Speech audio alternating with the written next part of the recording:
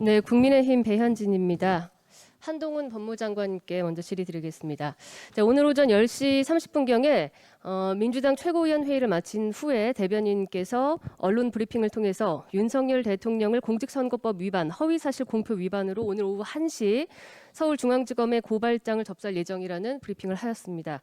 자, 일단 내용 파악하고 있으실 텐데요. 1시 지났는데 접수 확인은 하셨습니까? 제가 아직 확인을 못했습니다. 아직 못하셨습니까?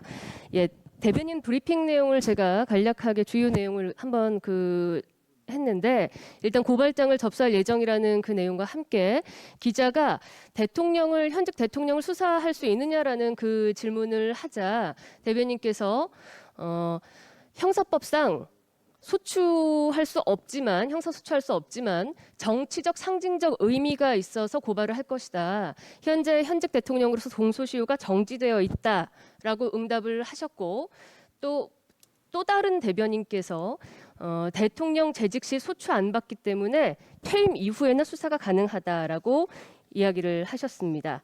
자, 이 두 가지에 대해서 저희가 좀 잠깐 짚고 넘어가려고 합니다.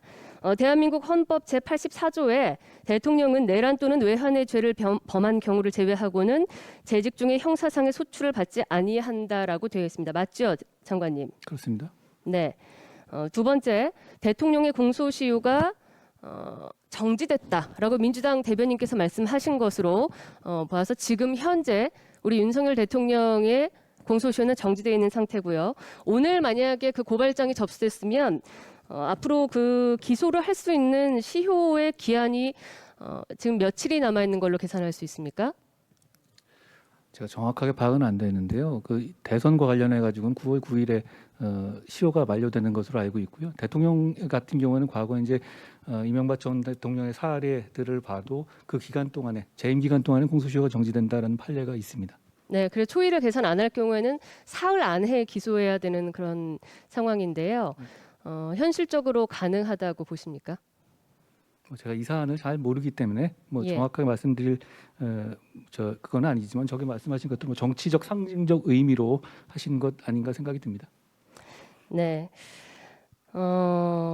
오늘 그 민주당이 이런 그 대통령을 고발한 사안에 대해서 언론 보도가 나갔고 많은 언론들과 또 일반 그 국민들의 그 댓글 여론을 통해서 보자면 이게 실제 유효하지도 않은 고발건을 민주당이 이른바 정치쇼, 고발쇼를 위해서 대통령을 상대로 이런 일을 한 것이 아니냐라는 일각의 비판이 있습니다. 또한 더불어서 지금 민주당 내에서 가장 큰 리스크를 가지고 있는 당대표의 어떤 법적 그 상황에 대해서 방탄을 하기 위해 이런 일을 한 것이 아니냐라는 일각의 비판과 비난이 또 있는데요.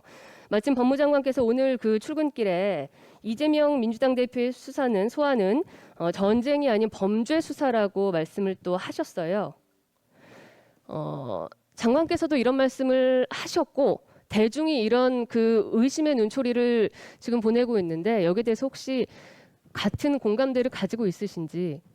글쎄 저희는 그냥 맡은 일을 하는 것이고요. 제가 아까 아침에 말씀드린 것은 수사는 수사이다라는 원론적인 말씀을 드린 겁니다. 네, 제가 지금 질문 드리는 것은요, 장관님, 대통령의 수사가 현실적으로 지금 가능한 얘기냐라고 지금 법적인 그 해석을 지금 요청하는 겁니다.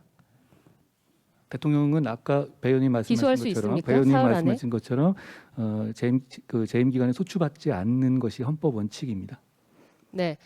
아무것도 아닌 일, 그리고 유명무실한 일이 이렇게 대단히 대통령을 마치 고발했다라고 하면 국민들 보시기에 지금 대단히 불안하시겠죠.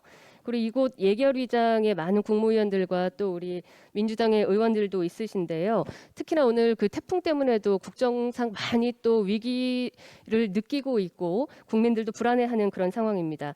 우리가 이 자리에 모두 함께 있는 것은 국정을 슬기롭게 잘 해나가자고 그리고 이 정부가 잘 움직일 수 있도록 그 동력을 보태주자는 차원에서 함께 노력을 하고 있는데 국민들께서 대통령의 발목을 잡는다거나 정부의 발목을 잡는다거나 그런 목적으로 인해서 야당이 대통령을 고발했다라는 의심을 받을 필요도 없고요.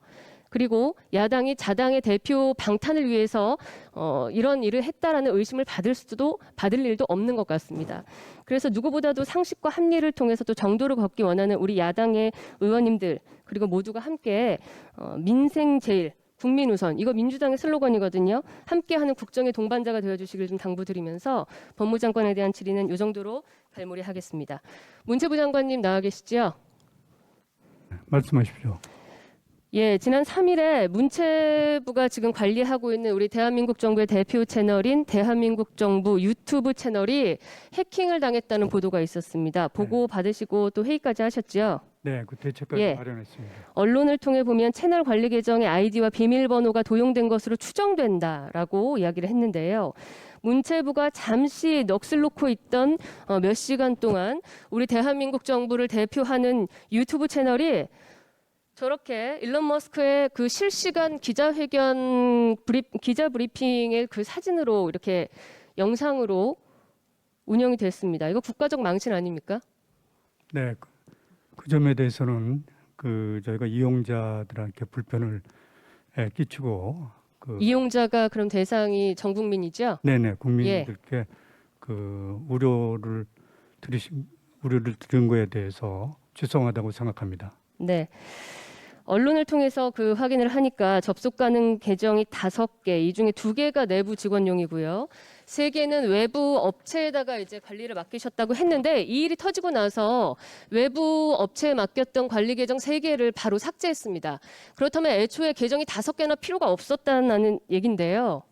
이 점에 대해서 그 보고 받으신 바 있습니까? 네, 그 관리 계정은 그 신속하게 새로운 아이템을 올리기 위해서 여러 개의 그 계정을 2-3개 계정을 더 만든 것으로 알고 있습니다. 지금 지적하신 바와 같이 그걸 보다 짜임새 있게 그 시정 그걸 줄일 수 있을지 또는 그 아이템을 한 군데서 신속하게 새롭게 올릴 수 있을지 그런 걸 지금 점검하고 있습니다. 남은 기관 내 2개의 계정으로만 운용할 수 있는지 확인하시겠다는 말씀이시죠? 네네. 예, 장관님, 그 지금 문체부가 관리하고 있는 산하 기관의 유튜브 채널 총 몇 개인지도 보고 받으셨습니까? 네, 받았습니다.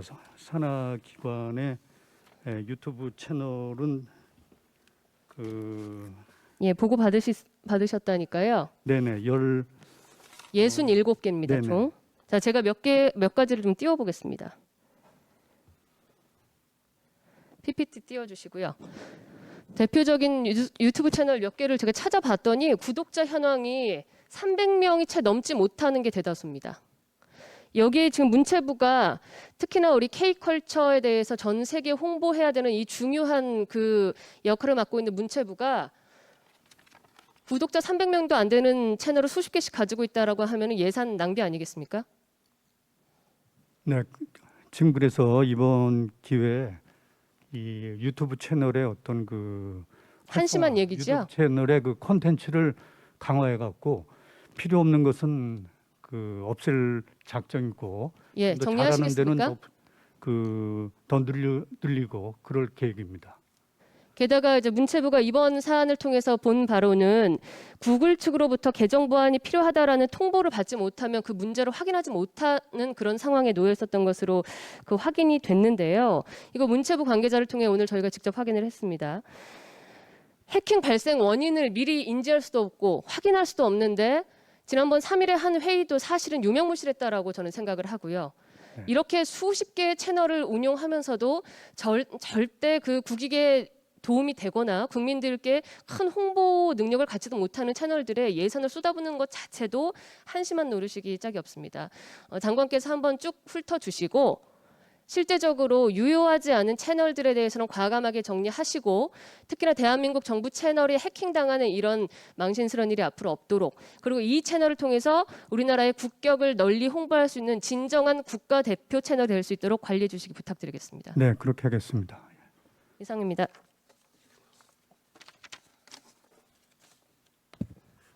네, 배현진 의원님 수고하셨습니다.